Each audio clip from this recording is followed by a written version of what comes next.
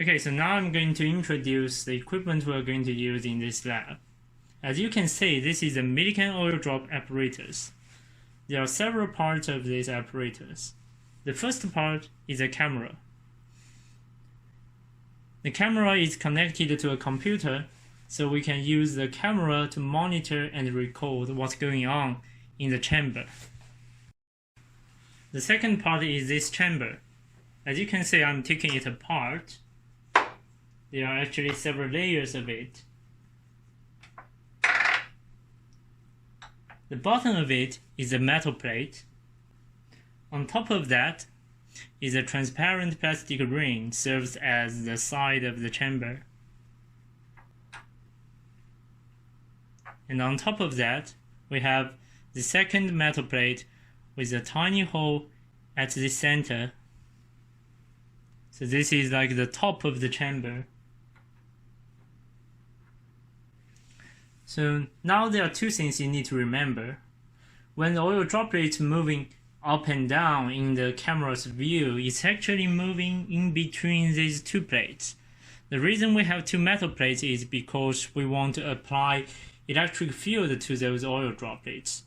So here what we do is we apply a voltage across these two metal plates, so we generate an approximately uniform electric field.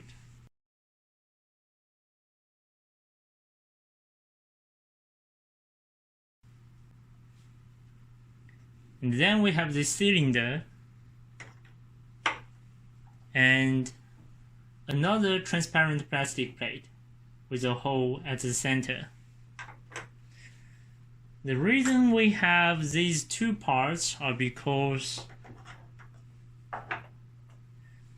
this hole and the hole at the center of the top metal plate, we can't use them to align the droplets. So when we add droplets to the chamber, we don't add them into the chamber directly through the hole on the top metal plate. Actually, we add the oil droplets from here. So only those oil droplets that's going almost perfectly up and down can going through this cylinder all the way down to the top of this metal plate and get into the chamber. So by doing this, we can get rid of those droplets that's moving like with some horizontal velocity components. So in our view, there will only be droplets moving up and down.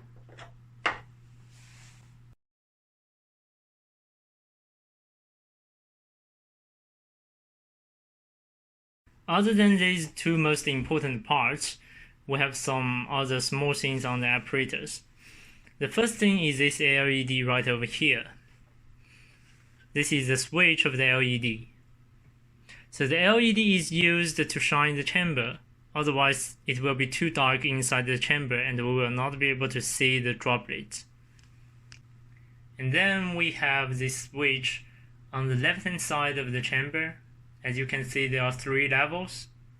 So off means air is not allowed to go in or out the chamber. So when we monitor the motion of the droplets, we always want the switch to be turned to this level, because if we have some air flowing through the chamber, then the motion of the droplets will be affected. And then we have this level called spray droplet position. So when we turn the switch to this level, now air is allowed to go into the chamber or comes out from the chamber. So when we add droplets, we want the switch to be turned to this position. And then we have this ionization source on level. So sometimes we would like to ionize our droplets a little bit, then we just turn the switch to this level for a couple of seconds and then turn it back to the off position.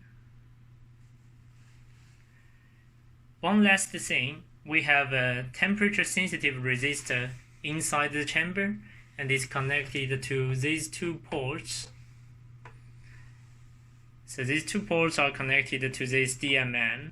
So we can use DMM to measure the resistance of the temperature sensitive resistor, which can tell us what's the temperature inside the chamber. Remember that we are going to apply a voltage to those two metal plates. So this is the power supply we are going to use. So it can give us high voltage up to 5 kilovolts, although we are not going to use that high voltage. So the voltage we are going to use during this lab is usually between 500 to 1000 volts. And the power supply is connected to these two ports. So these two ports are connected to the top and the bottom plates. And we have a second DMM right over here monitoring the voltage. So remember, we have two DMM. This records the resistance of the temperature sensitive resistor. This records the voltage across the two metal plates. Now let's take a look at the software. So remember, the camera is connected to this computer, and we have this software called TS View. So we can use it to control the camera to record what's going on inside the chamber. As you can see, if I turn on the LED, now I got some light inside the chamber. If there are droplets moving up and down inside the chamber, I can see them on my screen.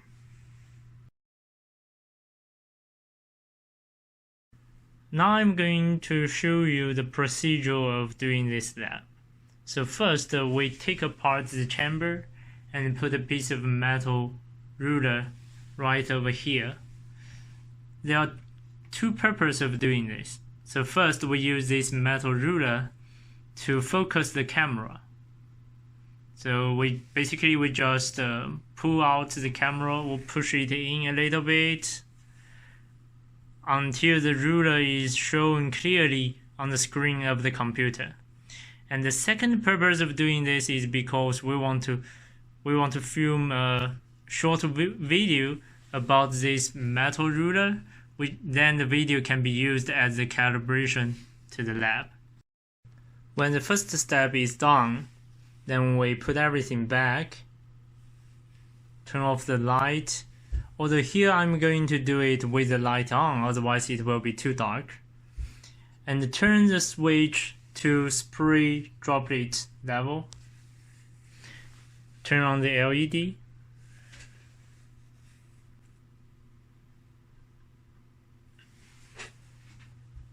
Then we can start adding droplets. So basically, we add droplets from the top of this chamber, just one quick squeeze. If you did it properly, then this is what you will see.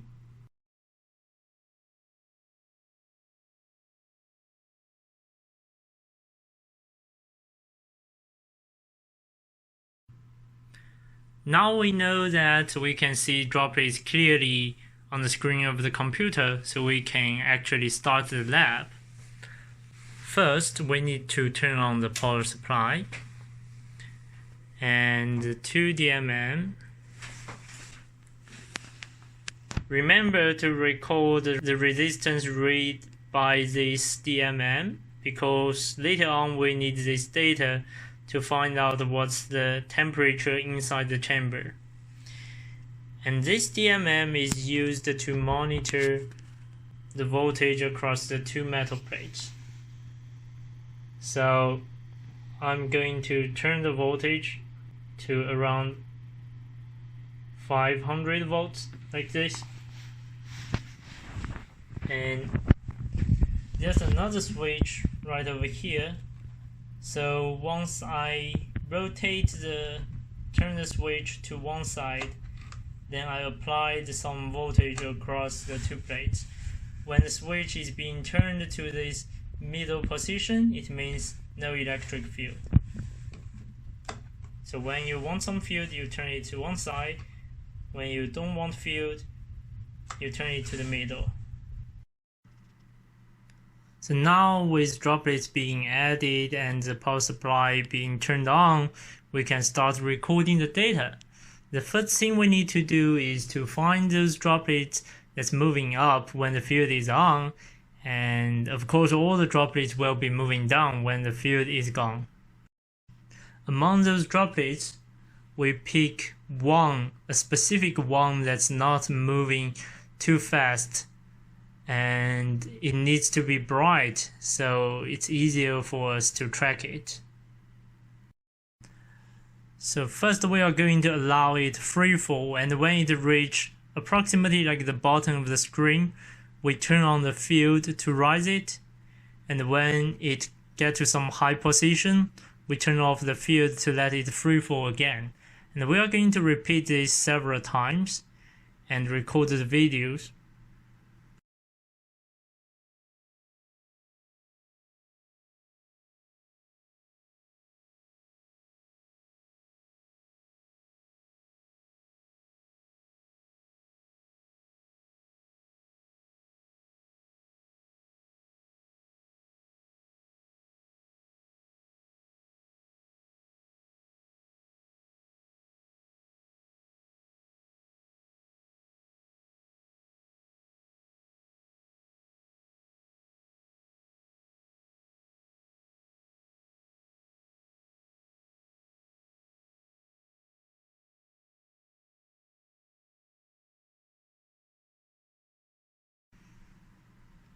Now we have the videos of the motion of the droplets, we can start analyzing the data.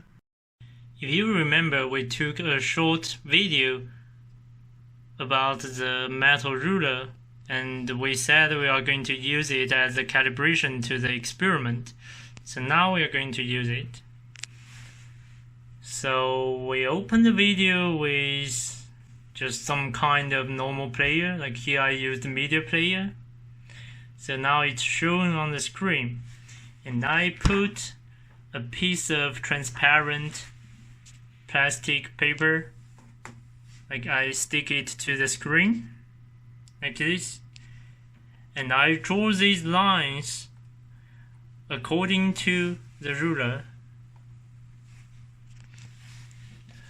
So now if I turn on another video I recorded, then these lines tells me like how far did a droplet move in a specific time. So what I needed to do is, let's say if I'm monitoring this very bright tiny droplet, when it's passing through that dash line, I just click pause and I read the time, and then I start the video again and I just wait.